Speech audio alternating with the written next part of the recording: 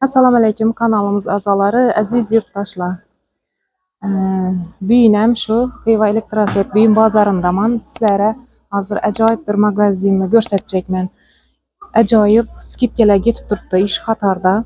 Sizlarga hozir orientirini aytaman. Azizlar, Urganch yo'li tarafdan keluvchilar uchun bu 3-qator bo'ladi. Bundan Dehqon bozori tarafdan kelsangiz, inamındayna hojatxonani to'g'risindagi qator.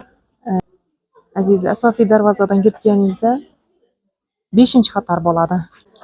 Yine şu 99-magazin o'zini iljakligi munosabati bilan barcha narsalarini skidga tashlab qo'yibdi azizlar. Shu skidkadan foydalanib qolinglar, kelinglar.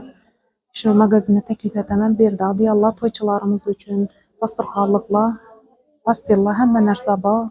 Boni xalatlar, desmina kostyumkalarni har xil zamon ish qatori kelib bemalol skidga bahodan foydalanib qolsangizlar bo'ladi. Bomba skidga qo'yibdi shu 99-magazin azizlar. Yine bir yerda 100-magazinni ham ko'rsatib o'taman. Ajoyib baholarda beradilar narsalarini. Bu yerda detskiy narsalar ham bor. Xotin-qizlar uchun ham ich kiyimlar, ham yosh katta ayollarimiz uchun ham ko'ylaklar bor.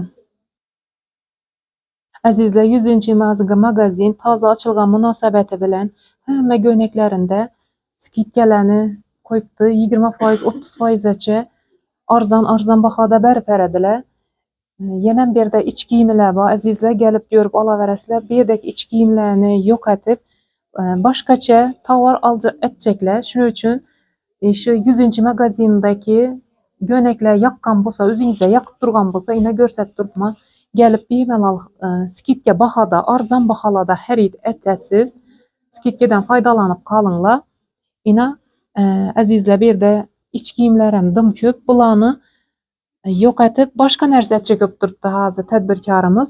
Shuning uchun toza ochgan munosabat bilan hammasini bir xil atacaklar, jenskiy atib ajoyib atib bir tovarlarni bosib keleceklar. Shuning uchun ishida ko'rib turgan ich kiyimlarni barchasini hechida yo'q bahoda qo'yibdilar azizlar. 100-magazina kelsangizlar ko'rib o'zingiz amin bo'lib xarid etishlaringiz mumkin ina narsalarni. Ina bir-biridan xushro'y ko'ylaklar arzon qo'yibdi desa yana shubhalanmanglar. Hammasi zamonaviy, chiroyli, trenddagi kiyimlar, trenddagi svetlarda tikilgan xushro'y ko'ylaklar. Azizlar, kelaverasizlar. Sizlarni 100-magazinda kutib qolamiz.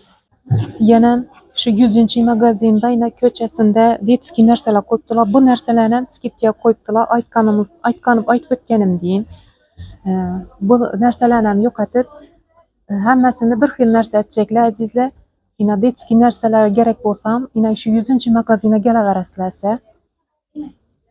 Sog' bo'lasizlar. Kommentariyada o'z fikrlaringizni qoldirib o'ting. Sog' bo'lin.